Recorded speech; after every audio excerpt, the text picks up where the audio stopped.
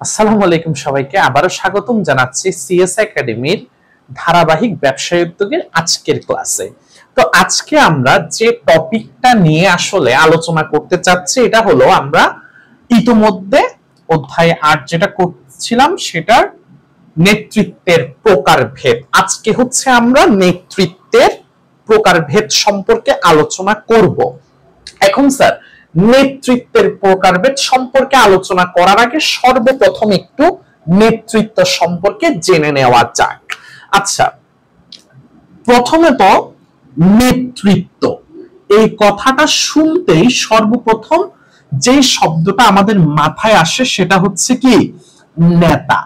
অর্থাৎ যিনি নেতা তিনি কিন্তু আমাদেরকে কি দেন? নেতৃত্ব দেন। ঠিক একইভাবে ব্যবসায়ের ক্ষেত্রে একটা ব্যবসায়ের ক্ষেত্রে নেতা হচ্ছেন কে? মালিক। তার মানে মালিকই হচ্ছেন একটা ব্যবসায়ের ক্ষেত্রে কি দিয়ে থাকেন? নেতৃত্ব দিয়ে থাকেন। তাহলে স্যার এবার একটু আমরা নেতৃত্বের সংজ্ঞাটা দেখি। উদ্দেশ্য অর্জনকে সামনে রেখে একটা প্রতিষ্ঠানের আজীবনের উদ্দেশ্য কি জানেন? টাকা কামানো কিংবা মুনাফা অর্জন করা।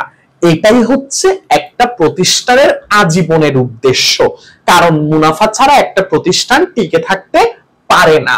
তাহলে আমরা বলতে পারি যে মুনাফা অর্জনকে সামনে রেখে অর্থাৎ উদ্দেশ্য অর্জনকে সামনে রেখে এই যে মুনাফা করতে গেলে কিছু কি করতে হবে?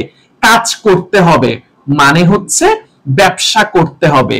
এই ব্যবসাটা সম্পাদনে মানে এই ব্যবসাটা করতে কাদেরকে প্রয়োজন হয়? আমাদের কর্মীদেরকে। মালিক তো আর একা ব্যবসা করতে পারবে না, এটার জন্য প্রয়োজন হয় কাদেরকে? কর্মীদেরকে। আর এই কর্মীদেরকে সময়ে সময়ে উৎসাহিত মানে মোটিভেশন দেওয়া বা ইন্সপিরেশন দেওয়ার জন্য যে একটা কোয়ালিটি বা টেকনিক অর্থাৎ গুণ বা কৌশল দরকার তাকেই হচ্ছে স্যার আমরা কি বলি? নেতৃত্ব বলি। তো স্যার একটা কথা একটু হঠাৎ মনে পড়ছিল তাই লিখে রাখলাম, সেটা হচ্ছে নেতৃত্ব সম্পর্কে এই লাইনটা খুবই বিখ্যাত একটা লাইন। আপনারা কিন্তু আপনাদের সৃজনশীলের মাঝখানে যদি নেতৃত্ব থেকে সৃজনশীল আসে মাঝখানে যদি আপনারা এই লাইনটা লিখে দেন ইংরেজি, তাহলে কিন্তু আপনাদের নাম্বার ভালো পাওয়ার প্রবণতাটা আরো বেড়ে যাবে। তাহলে স্যার লাইনটা কি একটু দেখা যাক।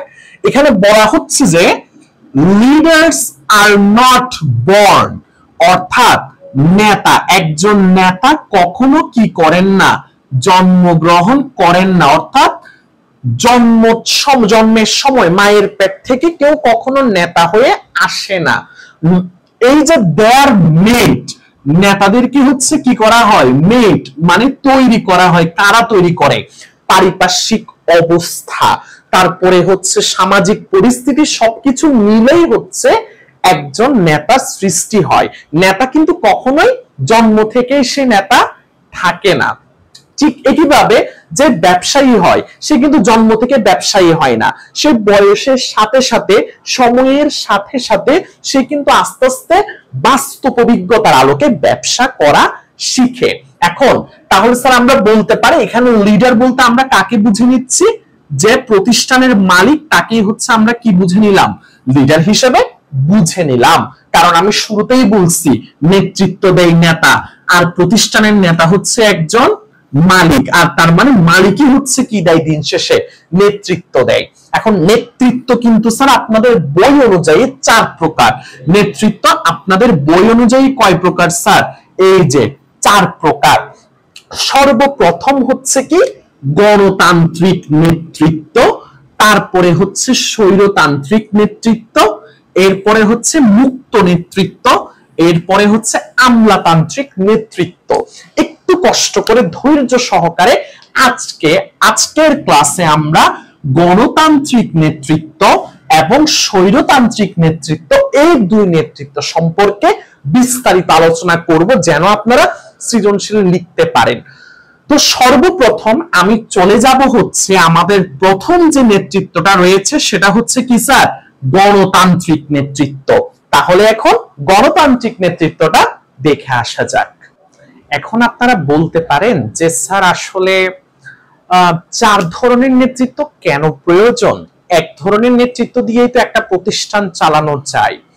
এখন আপনি যে প্রতিষ্ঠানের ব্যাপারে কথা বলতেছেন, আগে দেখতে হবে ওই প্রতিষ্ঠানের কর্মচারীরা কেমন। ওই প্রতিষ্ঠানের কর্মচারীরা যদি টাইমলি অফিসে আসে, টাইমলি অফিস থেকে বের হয়, অযথা ছুটি না নেন, তাহলে ওনাদের জন্য এক ধরনের নেতৃত্ব। তারপরে যে প্রতিষ্ঠানের কর্মচারীরা হচ্ছে শয়তান, অর্থাৎ ইচ্ছে করে কাজে ফাঁকি দেয়, অজুহাত দেয়, ওদের জন্য এক ধরনের নেতৃত্ব। আবার যারা যখন আপনার প্রতিষ্ঠানে শুধুমাত্র আপনার আত্মীয় স্বজনেরা কাজ করবে, তখন তাদের জন্য এক ধরনের নেতৃত্ব। এই কারণে আসলে স্যার 4 ধরনের নেতৃত্ব প্রয়োজন। তো সর্বপ্রথম আমরা যেটা নিয়ে আলোচনা করব, আমাদের 1 নাম্বার নেতৃত্ব, সেটা হচ্ছে গণতান্ত্রিক নেতৃত্ব অথবা ডেমোক্রেটিক লিডারশিপ। গণতান্ত্রিকের প্রথম 2টা অক্ষরই হচ্ছে কি গণ। গণ মানে হচ্ছে কি? গণ মানে হচ্ছে মানুষ। গণ মানে হচ্ছে কি মানুষ। তার মানে আমরা বুঝতে পারতেছি যে গণতান্ত্রিক নেতৃত্ব বলতে ওই নেতৃত্বটাকে বোঝাচ্ছি যে নেতৃত্বতে মানুষকে প্রাধান্য দেওয়া হয়। কাকে প্রাধান্য দেওয়া হয়? মানুষকে প্রাধান্য দেওয়া হয়, মানুষকে মানুষ হিসেবে গণ্য করা হয়, মানুষকে পাত্তা দেওয়া হয়, তাকেই হচ্ছে আমরা গণতান্ত্রিক নেতৃত্ব বলতেছি। স্যার, গণতান্ত্রিক নেতৃত্বের 8টা বৈশিষ্ট্য আপনাদের বইয়ে আছে। সর্বপ্রথম খেয়াল করেন, সর্বপ্রথম হচ্ছে নেতা। আমি আপনাদেরকে বলে আসছি ব্যবসাতে নেতা থাকে না, ব্যবসাতে থাকে হচ্ছে মালিক, এবং মালিকই হচ্ছে ব্যবসায়ের নেতা। তাহলে আমরা যতবার এখানে নেতা শব্দটা পড়ব, আমরা কি রাজনৈতিক নেতা বুঝাচ্ছি? না স্যার, আমরা বুঝাচ্ছি ব্যবসায়ের মালিককে।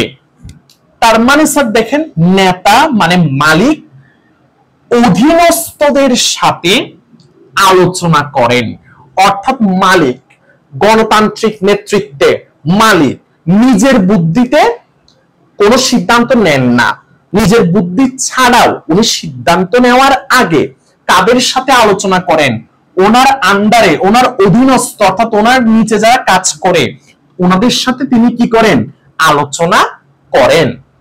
এবং কর্মীরা যদি ওই আলোচনাতে কোনো ধরনের কোনো কি দেন, পরামর্শ দেন, ওই পরামর্শটাকে মালিক ফেলে দেন না, ওইটাকে তিনি কি করেন?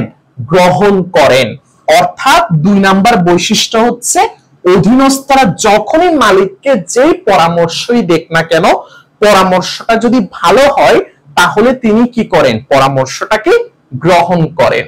তারপরে 3 নম্বরে খেয়াল করেন, কর্মীদের নিকট থেকে মানে মালিকের কাছে যারা চাকরি করে তাদের কাছ থেকে তিনি কি করেন? তথ্য সংগ্রহ করেন। মানে তিনি দেখতে চান যে আসলে কর্মচারীদের কোনো অসুবিধা হচ্ছে কিনা, বা ওদের কি অসুবিধা, ওরা আরো কি চায়, এরকম বিভিন্ন ধরনের তথ্য কর্মচারীদের কাছ থেকে সংগ্রহ করেন হচ্ছে কে? মালিক। গণতান্ত্রিক নেতৃত্ব এগুলো সবগুলোই মনে রাখবেন। তো গণতান্ত্রিক নেতৃত্বের 4 নাম্বার বৈশিষ্ট্যটা হলো, যদি মালিকের কোনো কিছু ভালো না লাগে, মালিক নিজেই টাইমলি অফিসে আসে না, মালিক নিজেই কাজে ফাঁকিবাজি করে, এটার ব্যাপারে কর্মীরা মালিককে কি করতে পারবে? প্রশ্ন করার সুযোগটা পাবে। কর্মীরা উল্টা প্রশ্ন করবে মালিককে।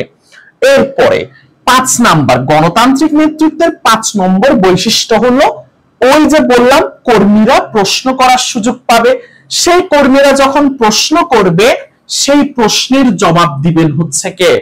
মালিক। তারপরে 6 নাম্বার বৈশিষ্ট্য গণতান্ত্রিক নেতৃত্বের, সেটা হচ্ছে মালিকও আশা করেন যে কর্মীরা মালিকের নিকট কি করবেন? জবাবদিহিতা করবেন। এটা মালিক আশা করেন। জবাবদিহিতা জিনিসটা কি? জবাবদিহিতা মানে হচ্ছে কর্মীরা যদি কোনোদিন ছুটি নেয়, কেন ছুটি নিয়েছে সেটা মালিককে জানাবে। আবার তদ্রুপ এই যে 7 নাম্বার বৈশিষ্ট্যটা দেখেন, কর্মীদের নিকট জবাবদিহি করেন। অর্থাৎ এখানে 2টা জিনিস বুঝতে হবে। কর্মী যদি কখনো ছুটি নেয় তাড়াতাড়ি, কর্মী মালিককে বলে যে আমার এই কারণে ছুটি লাগতেছে। ঠিক একইভাবে মালিকও যদি কখনো তাড়াতাড়ি ছুটি নেয়, সেটা কারা জানে? কর্মীরা জেনে থাকে। কর্মীদের কাছে জবাবদিহিতা করেন হচ্ছে কে? মালিক। তার মানে আমরা এখানে বলতে পারি যে কর্মীর ব্যাপারে মালিক খোঁজ রাখেন, আবার মালিকের ব্যাপারে কর্মীরাও খোঁজ রাখেন। এক্ষেত্রে এদের দুইজনের মধ্যে একটা স্যার কি বিদ্যমান? কানেকশন বিদ্যমান। তারপরে 8 নাম্বার, সবার লাস্টে গণতান্ত্রিক নেতৃত্বের যে বৈশিষ্ট্য তা হলো এরকম, যেহেতু কর্মীর সাথে মালিকের সাথে আবার কর্মীর যেহেতু একটা কানেকশন থাকে, সেহেতু কর্মীরা নিজেদেরকে বাইরের কেউ মনে করে না, ওরা নিজেদেরকে প্রতিষ্ঠানের খুব আপন, প্রতিষ্ঠানের অংশ হিসেবেই মনে করেন। সেটা কোন ধরনের নেতৃত্বে? গণতান্ত্রিক নেতৃত্বে। এখন যে প্রতিষ্ঠানের কর্মচারীরা হচ্ছে কোনো আত্মাপাত্তা নাই, কখন ঢুকে কখন বের হয়, কাজের কোনো স্টেশন নাই, তাদের ক্ষেত্রে আপনি এত ভালো মানুষ সাজতে যেতে পারবেন না। আপনি গণতান্ত্রিক নেতৃত্ব তাদের ক্ষেত্রে অ্যাপ্লাই করতে পারবেন যারা মানুষের মূল্য বুঝে, যারা মানুষকে দাম দিতে জানে, যারা ভালো মানুষ, ভালো কর্মী, যারা আপনার যারা স্টাফ, আপনার যারা ওয়ার্কার, আপনার যারা শ্রমিক, আপনার যারা কর্মী, তারা যদি ভালো হয়, তাদের ক্ষেত্রে আপনি গণতান্ত্রিক নেতৃত্বটাকে অ্যাপ্লাই করতে পারবেন। আশা করি বুঝতে পারছেন গণতান্ত্রিক নেতৃত্ব। এখন স্যার যদি আমার কর্মীরা ভালো না হয়, আমার কর্মীরা যদি আমাকে ডিস্টার্ব করে, কখন ঢুকে জানি না, কখন বের হয়ে জানি না, কাজের কোনো নির্দিষ্ট কোনো লিমিটেশন নাই, সেক্ষেত্রে আমি কোন নেতৃত্বে অ্যাপ্লাই করব? সলিউশন হচ্ছে আপনার প্রতিষ্ঠানের কর্মীরা যদি তেরা হয়, তাদেরকে সোজা করার জন্য আছে এর পরের নেতৃত্ব, মানে স্বৈরতান্ত্রিক নেতৃত্ব। এবার আমরা স্বৈরতান্ত্রিক নেতৃত্ব সম্পর্কে বিস্তারিত আলোচনা করব। চলুন তাহলে আলোচনায় চলে যাওয়া যাক। গণতান্ত্রিক নেতৃত্বের বিপরীতে আছে আরেকটা নেতৃত্ব, যে নেতৃত্বের নামটাই হচ্ছে স্বৈরতান্ত্রিক নেতৃত্ব বা অটোক্রেটিক লিডারশিপ। মনে রাখবেন, গণতান্ত্রিক নেতৃত্বকে উল্টাই দিলে যা আসে তাই স্বৈরতান্ত্রিক নেতৃত্ব। মানে হচ্ছে গণতান্ত্রিক নেতৃত্বতে যে বৈশিষ্ট্যগুলো আমরা পড়ে আসছি, তার ঠিক উল্টা বৈশিষ্ট্যগুলাই হলো স্বৈরতান্ত্রিক নেতৃত্বের বৈশিষ্ট্য। যেমন দেখেন, গণতান্ত্রিক নেতৃত্বতে যেটা হইতো, নেতা শুধু আদেশ করতেন না, তিনি কর্মীদের কাছে কি করতেন? জবাবদিহি করতেন। এটা কোন নেতৃত্বের কথা বলতেছি? গণতান্ত্রিক নেতৃত্বে। কিন্তু স্বৈরতান্ত্রিক নেতৃত্বে স্বৈর মানে কি? স্বৈর মানেই হচ্ছে নিজ।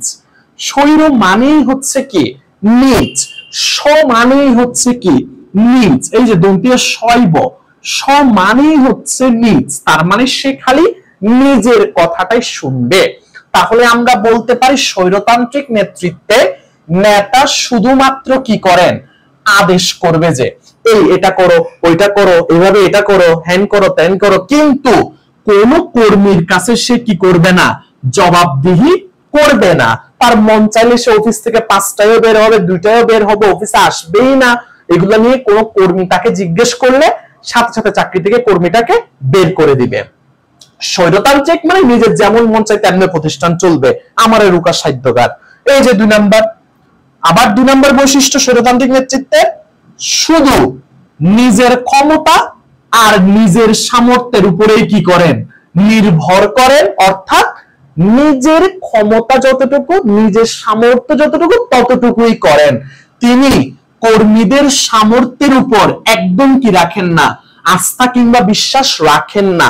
কিন্তু আমরা গণতান্ত্রিক নেতৃত্বতে দেখছিলাম যে কর্মীরা প্রতিষ্ঠানকে নিজের মনে করে এবং মালিকও তাদেরকে আপন করে নেয়, এবং মালিক কর্মীদের উপর 100% কি রাখেন?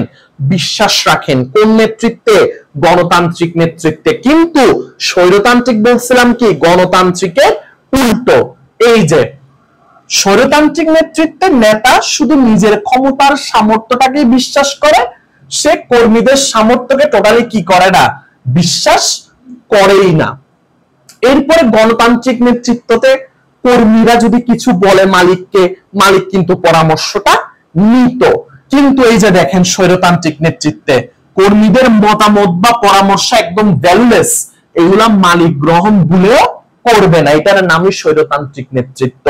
আবার গণতান্ত্রিক নেতৃত্ব আমরা পড়ছিলাম যে সবসময় মালিক কর্মীদেরকে নিয়ে ইতিবাচক পজিটিভ চিন্তা করতো, ভালো ভালো চিন্তা করতো, যে হ্যাঁ আমার কর্মীরা পরিশ্রম করতেছে, কাজ করতেছে, ওরা অনেক দূর আগায় নিবে আমার প্রতিষ্ঠানকে। কিন্তু এই ইতিবাচক বা পজিটিভের পিওনাই হচ্ছে কার মধ্যে? স্বৈরতান্ত্রিক নেতৃত্বের মধ্যে। স্বৈরতান্ত্রিক নেতৃত্বে মালিক খালি চিন্তা করে যে আমার কর্মীগুলোর মতো ফাঁকিবাজ কর্মী আর নাই, আমার কর্মীগুলা কাজ করতেছে না, ঘুম যাচ্ছে। সবসময় মালিক এরকম একটা কি করেন? নেতিবাচক মনোভাব পোষণ করেন হচ্ছে কোথায়? স্বৈরতান্ত্রিক নেতৃত্বে। কর্মী যদি কাজও করে তাও মালিক মনে করে যে এ কাজ করতেছে না, বা এ আরো বেশি কাজ করতে পারতো, ইচ্ছে করে ফাঁকিবাজি করতেছে, এরকম একটা নেগেটিভ চিন্তা ভাবনা কর্মীদের প্রতি সবসময় রাখে হচ্ছে কে? স্বৈরতান্ত্রিক নেতা। তারপরে 6 নাম্বার যেটা স্বৈরতান্ত্রিক নেতৃত্বের বৈশিষ্ট্য, সেটা হচ্ছে কর্মীদেরকে সবসময় চাপের উপর রাখে, মানে দৌড়ের উপর রাখে। একটা কাজ শেষ না হইতে বলে এই ওইটা করো, ওইটা না হইতে বলে ওইটা করো, ওইটা না হইতে বলে ওইটা করো, মানে একটার উপর একটা খালি লাগাতার কাজ দিতেই থাকে, যেন কর্মীরা একটু দম নেওয়ার সুযোগটাও না পায়। তারপরে 7 নাম্বার যে স্বৈরতান্ত্রিক নেতৃত্ব সে বৈশিষ্ট্য, সেটা হচ্ছে কর্মীরা এত কিছুর পরে, তুমি ওদের সাথে এত কিছু ঘটানোর পরে তুমি কেমনে আশা করো যে কর্মীরা নিজেদেরকে প্রতিষ্ঠানের অংশ মনে করবে? এত কিছু যেহেতু তুমি ওর সাথে করতেছো, তাই কর্মীরা কখনো নিজেদেরকে প্রতিষ্ঠানের অংশ মনে করেন না। কিন্তু গণতান্ত্রিক নেতৃত্বে কর্মীরা নিজেদেরকে কার অংশ মনে করত? প্রতিষ্ঠানের অংশ মনে করত। এখন স্যার আপনি বলতে পারেন স্বৈরতান্ত্রিক নেতৃত্ব তো খারাপ, এটা কে নিবে? না, এটা ভুল কথা। যে প্রতিষ্ঠানে, যেটা আমরা জাতে তো বাঙালি, বাঙালি মানেই হচ্ছে ফাঁকিবাজের সেরা, তা আমরা কাজে স্বাভাবিকতই ফাঁকিবাজি করব। সেই কারণে আমাদের জন্য প্রতিষ্ঠানে দরকার হচ্ছে কি? স্বৈরতান্ত্রিক নেতৃত্ব। তাহলে স্বৈরতান্ত্রিক নেতৃত্ব কখন আসে? যখন কর্মীরা ফাঁকিবাজ হয়, কাজ করতে চায় না, কাজে ফাঁকি দেয়, তখন এমন একজন মালিক প্রয়োজন তাদের, যে হবে ঠিক এই বৈশিষ্ট্যগুলোর অধিকারী। আশা করি স্যার আপনারা খুব ভালো মতোই বুঝতে পারছেন। ইনশাআল্লাহ আপনাদের সাথে দেখা হবে পরবর্তী কোনো ক্লাসে বাকি যে দুইটা নেতৃত্বের প্রকারভেদ আছে সেগুলা নিয়ে। ততদিন পর্যন্ত ভালো থাকবেন, সুস্থ থাকবেন। আল্লাহ হাফেজ, আসসালামু আলাইকুম।